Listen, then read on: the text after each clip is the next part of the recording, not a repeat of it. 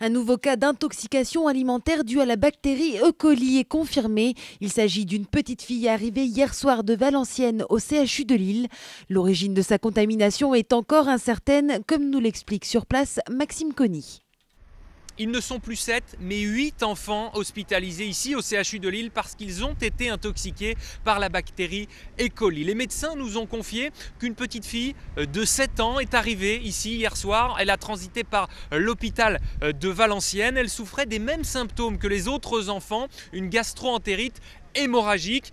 Son état à l'heure actuelle n'inspire plus d'inquiétude, son état est stable selon les médecins, mais des questions se posent car on ne sait pas pourquoi ni comment elle a été intoxiquée. Écoutez le médecin qui la soigne, il est au micro d'Elsa Giroux. La maman nous dit qu'elle n'a pas mangé de steak, elle est arrivée hier soir, donc on essaie d'avoir de plus de renseignements. Le réseau a commencé son enquête, on va essayer de savoir.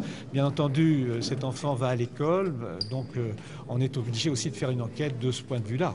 On n'a pas de... Mais pour la maman, et pour l'instant, elle nous affirme qu'elle n'a pas mangé de steak.